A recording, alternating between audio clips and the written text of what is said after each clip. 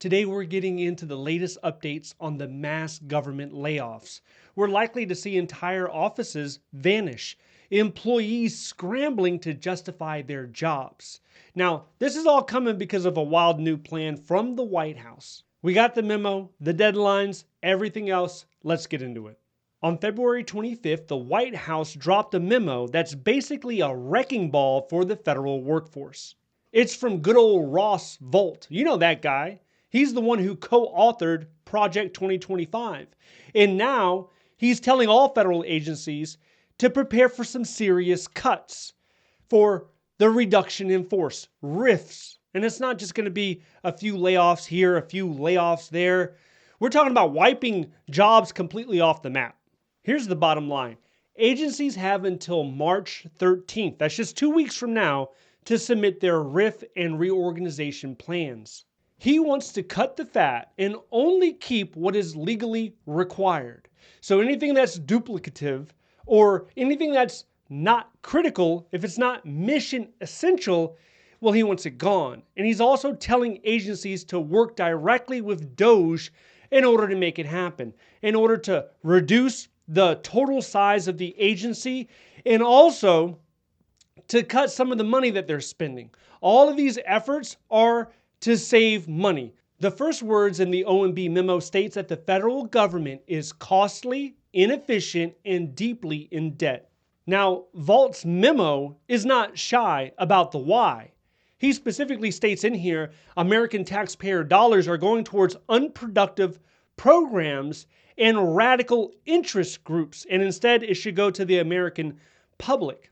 So that begs the question, what are radical interest groups? Maybe it's the American Federation of Teachers because they're challenging federal directives to eliminate race-based programs. Or maybe it's the NAACP because they promote DEI. Or maybe it's international aid. But it's definitely the federal bureaucracy. He largely views permanent civil service as the ruling class.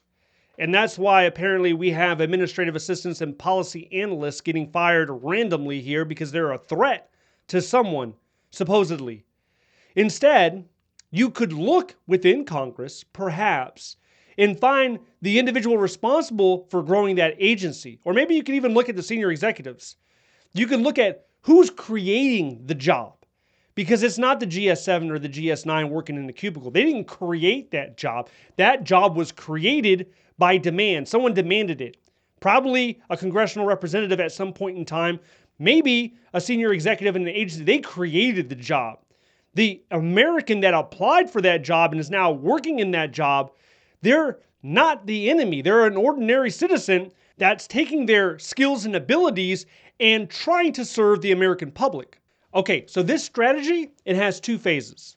Phase one, that kicks off right now. That kicks off with analyzing the agency, kind of breaking it up to see what office does what's mission critical, what's not mission critical. And the memo states there's 3 areas where people are going to end up leaving the agency. The first area is the hiring freeze. So the hiring freeze is in effect right now for a lot of different agencies, not all of them, but a lot of them. So you're going to experience attrition. In addition to that, number 2 is not related to the hiring freeze, but natural. People are quitting. People are taking better jobs. People are retiring. That's another form of attrition. And then number 3 is the RIFs. This is upcoming. These RIFs, these reduction in forces, they're going to take a large percentage of that agency. At least that is their aim. Oh, and they're also tweaking performance standards. So right now there's about 5 options for most federal employees when it comes to their performance review. You were either outstanding or you didn't perform or it was acceptable. So there's 5 possibilities to capture your performance. And what we could see, this is my opinion, what we could see is something more of a binary choice. 2 options. Go, no go. Performed, didn't perform.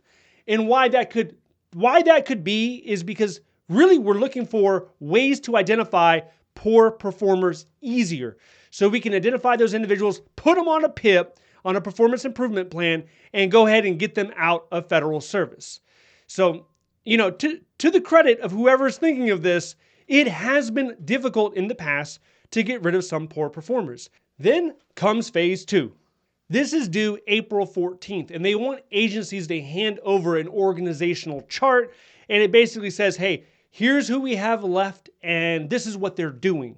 Also, by this date, agencies need to confirm that they have reviewed all personnel data, including each employee's official position description and 4 most recent performance ratings of record, and also their veteran status. These agencies are being encouraged to consolidate offices, to think about potentially moving out of DC, and aiming for what Vought calls more productive, efficient operations by September 30th.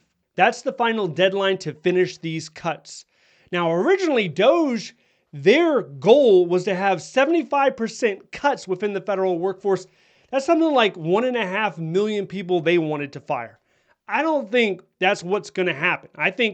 I believe it's probably between 500 and 700,000. That's what I'm estimating.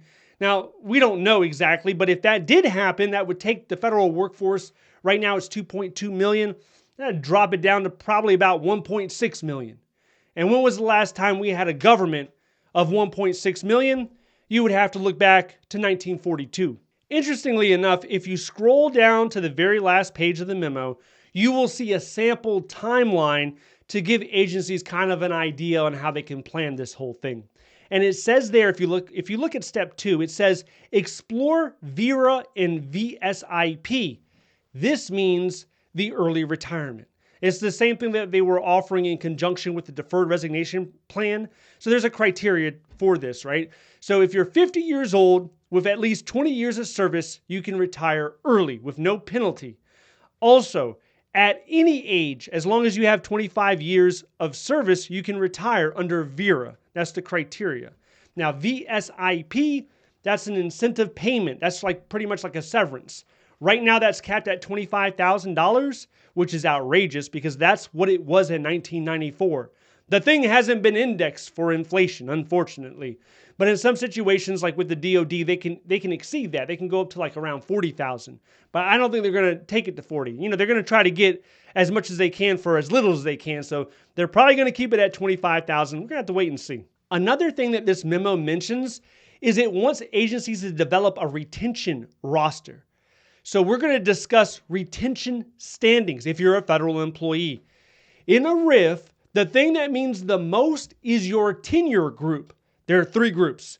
1 is a career employee. 2 is career conditional. 3 is a temporary employee. What's most important for you is that you are a career employee, meaning that you have 3 years in the competitive service. Next is veterans preference. The highest group here is 30% disabled. Then +5, +10, and then non-veterans. After that, it goes by years of service and performance. This is only for the competitive service. For the accepted service, you could have different rules there. Also with the Department of Defense, they have something called the PPP, which is the Priority Placement Program. And that's an automated system that's supposed to help place employees that were impacted by RIFs. So that's a whole nother thing that you probably should do some research on if you're in the DoD. Now, OPM and OMB, they're also flagging union agreements. So there's been some union agreements that were signed. They're going to revisit those. They're going to rewrite those. And a lot of federal employees are kind of upset because they pay union dues. Some people pay $30, $40 a month. And they're saying, why am I paying this? What's the union doing for me? The union's filing lawsuits, but the public union is not as powerful as a private union for a few different reasons. Number one, there's no right to strike. You can't just say, hey, we're going on a strike. We refuse to work. You can't do that. The second thing is there's limited collective bargaining rights. With the public sector, executive order pretty much trumps everything. So the executive order comes out, you have to comply. There is no option. What you're hoping for from a union perspective is you're hoping that a lawsuit is filed so that there's a temporary injunction. That's what you would call a win. And you don't always get that. So yeah, it makes sense that you're frustrated. But here's the catch. Experts who've done RIFs before say that this could take a year or more, not 7 months. And if you take a look at past RIFs, they've tanked morale, they wrecked productivity, and they didn't even save as much money as they thought they were. Look at the 1990s when Bill Clinton was trying to reduce the federal workforce. He was able to do it by 400,000 federal employees by some estimates. Now, he never forced laid off. There was never a forced layoff in his plan. He offered buyouts and he went through Congress and he got overwhelming support to do what he did. But there were staff shortages. There were knowledge gaps. The reason why he didn't save that much money is because when you took the federal employee out of the government, what agencies decided to do is they decided to hire contractors, which cost money. A lot of times these contracts are in the billions of dollars. They had to get contractors to fill the void. Okay, this just isn't talk anymore. OPM recently told their staff, prepare for the RIF. And for a RIF, you need a 60-day notice. The General Services Administration, GSA, they went further, saying on Monday that a reduction in force is underway and will do everything to make your exit fair and dignified. Recently, Trump held his first cabinet meeting, and who was a guest at that meeting was Elon Musk. The topic of the infamous email from OPM came up, and what was revealed is half of the federal workforce answered the email and the other half didn't. Now, for the half that did not answer the email, Trump says, and I quote, "They're on the bubble." What does that mean? They're on the bubble means they're at risk of losing their job. That's what it means. That's what on the bubble means. So why didn't they answer? A lot of cases, their agency head, the secretary, they said, do not answer. That happened at the Department of State. That happened at the Department of Defense. So there was conflicting messages. And here's another thing. Elon Musk, when he's talking about it with a sense of contempt in his voice. So he says anybody with 2 neurons and a pulse would be able to answer. And it's a low bar to set. You don't speak that way, when you're talking to somebody that you respect. When you're talking to a public servant that you respect to some small degree, you don't use words like that. You don't say you just need 2 neurons. So that is one of the reasons that there's so much hesitation, I believe, for federal employees to answer these emails coming from OPM. They understand that his primary mission is to cut dramatically into the federal workforce. So by that definition, he represents a threat. And another thing, they're used to reporting to their supervisor, not to OPM. And it's not just OPM, it's the man behind OPM. So when it comes to performance management, that's done by your supervisor or your manager or your executive. To circumvent so many leaders, it seems suspicious. It doesn't seem normal. And there's so many messages going around social media saying, well, just answer. It's your supervisor. I have to answer my supervisor all the time. It's not a supervisor in a traditional sense because your supervisor is in that same part of the building with you. You can walk over and talk to your supervisor. It's not in a completely different geographical location. And what it turned out to be, really, it was a pulse check. It wasn't so much that they were analyzing your performance because it seemed like a performance review. But he said multiple times now, Elon Musk that is, he said it was a pulse check. They want to make sure that you're alive and that you should be collecting a government check because you are alive. But it wasn't advertised that way. It wasn't communicated that way. Like, hey, this is a pulse check. No, it was communicated in a way where we're the people in charge of cutting down federal employees, and we want to know what you achieved. And if you say the wrong word, then potentially that could impact you. So, where does this even fall on the spectrum of legality? A lot of people were wondering that. But when it comes to RIFs, not everyone is affected equally because law enforcement, national security, immigration, and military jobs are generally safe. The same with the Postal Service and political appointees. But for the rest of everybody, it's a risk. It's like a slow-moving train. There's monthly updates leading to September. You have to wait to see how this unfolds. But this isn't the only dramatic change. Donald Trump recently signed an executive order in order to give himself a little bit more power.